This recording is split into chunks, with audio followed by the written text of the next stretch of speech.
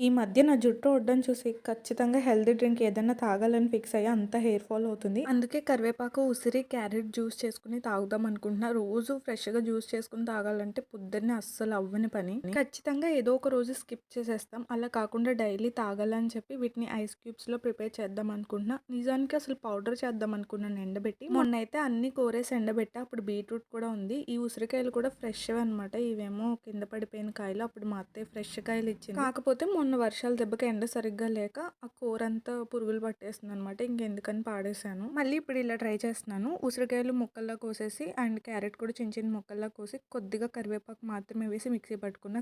దీంట్లో కరివేపాకు కొంచెం తక్కువగానే వేస్తున్నాను. మరీ ఎక్కువైపోయింది అనుకోండి దాని ఫ్లేవర్ ఇంక మనం తాగలేము. ఇంకా పేస్ట్‌లా అయిపోయిన తర్వాత దాంట్లో కొన్ని వాటర్ యాడ్ చేసుకొని మీరు పల్ప్ సెపరేట్ చేసుకోవాలనుకుంటే చేసేసుకోవచ్చు. నేనైతే పల్ప్ సెపరేట్ చేయట్లేదు. ఎందుకంటే నేను పౌడర్ చేద్దాం అనుకున్నా కదా! పౌడర్ చేస్తే పల్ప్ సెపరేట్ చేయడానికి ఉండదు. సో, నేను దీంట్లోంచి కూడా పల్ప్ తీయాలని అనుకోవట్లేదు. పల్ప్‌తో సహా ఐస్ మోల్డ్స్‌లో వేసేసి ఫ్రిడ్జ్‌లో పెట్టేశాను.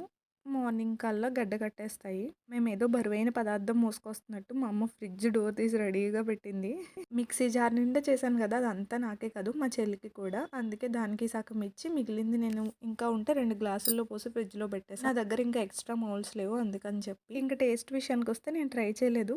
ఇది ఏకాదశి రోజు మార్నింగ్ అనమాట. ఆ రోజు ఉపవాసం ఉంటున్నా అందుకని చెప్పి ట్రై చేయలే. క్యారెట్ ఉందని చెప్పి ఇవాళ కూడా ట్రై చేయలా. ఇంకా పౌర్ణమి ఎళ్ళిన దగ్గర నుంచి కంటిన్యూస్‌గా తాగుతాను. అలా అయితేనే మనకి రిజల్ట్ బాగా తెలుస్తుంది. రిజల్ట్ బా వస్తే మీకు కూడా షేర్ చేస్తా. మళ్ళీ కలుద్దామే. బాయ్.